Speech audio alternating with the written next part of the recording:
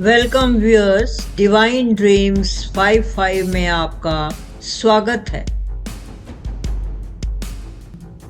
नमस्कार दोस्तों, आज हम बात करेंगे महाकुंभ 2025 के बारे में, जो भारतीय संस्कृति की एक अद्भुत छवि प्रस्तुत करता है। यह त्योहार केवल धार्मिक नहीं बल्कि सांस्कृतिक और सामाजिक एकता का प्रतीक भी है। आइए जानते हैं महाकुंभ के इस समारोह की खास बातें, उसके इतिहास, महत्व और 2025 में इसके आयोजन का स्थान। महाकुंभ की जड़ें बहुत ही प्राचीन भारत में जाती हैं। इसका इतिहास बहुत ही विलक्षण है। इसे कुंभ मेला का बड़ा संस्करण माना जाता है, जिसमें हर 12 वर्ष में 4 प्रमुख स्थानों हरिद्वार, उज्जैन, नासिक और प्रयागराज में इसका आयोजन होता है। किंवदंती के अनुसार जब देवता और असुरों ने समुद्र मंथन किया तो अमृत के कलश की प्राप्ति के लिए उनमें आपस में युद्ध हुआ था। इस अमृत के लिए देवताओं ने 4 स्थानों पर इसे गिराने का प्रयास किया था। यही कारण है कि ये 4 स्थान खास बन गए। महाकुंभ का महत्व धार्मिक दृष्टिकोण से बहुत गहरा है। यह माना जाता है कि यहाँ स्नान करने से व्यक्ति के पाप धुल जाते हैं और मोक्ष का मार्ग प्रशस्त होता है। महाकुंभ में भाग लेने के लिए लाखों लोग दूर दूर से आते हैं। यही नहीं, यह कार्यक्रम एकता, प्रेम और भाईचारे का संदेश भी फैलाता है। महाकुंभ के अपने आप में अनूठे ही फायदे हैं। आध्यात्मिक शुद्धि, स्नान से आत्मा को आध्यात्मिक शुद्धि मिलती है। यह सामाजिक एकता का प्रतीक है। विभिन्न पृष्ठभूमि के लोग एक साथ यहाँ पर आते हैं। यहाँ पर संस्कृति का आदान प्रदान होता है। मंच पर सांस्कृतिक कार्यक्रम चलते हैं। महाकुंभ 2025 का आयोजन प्रयागराज में होगा। इसे 2025 में जनवरी से फरवरी तक मनाया जाएगा।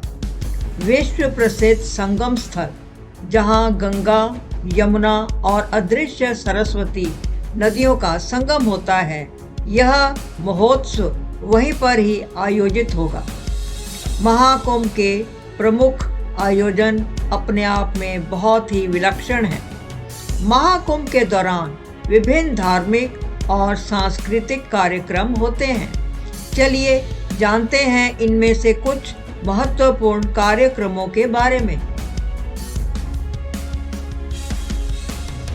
महाकुंभ में शाही स्नान सबसे अधिक महत्वपूर्ण है। यह सबसे महत्वपूर्ण समय होता है जब साधु संत संगम में स्नान करते हैं। इस समय भारी भीड़ होती है और इसका योगात्मक महत्व भी बहुत होता है। सांस्कृतिक कार्यक्रम अपनी अनूठी विशेषता रखते हैं।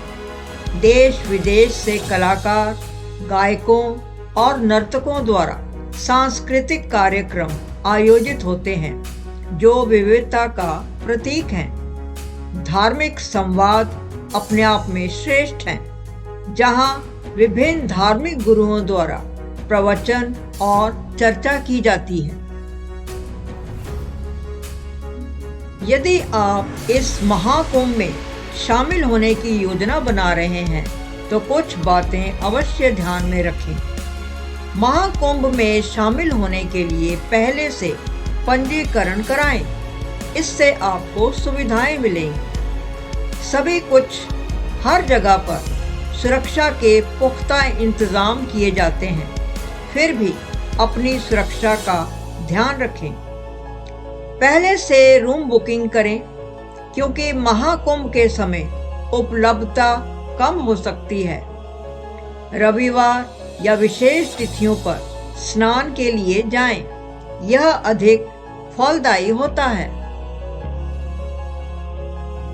महाकुंभ केवल धार्मिक आयोजन नहीं है, बल्कि यह भारतीय संस्कृति और परंपरा का एक महत्वपूर्ण हिस्सा है।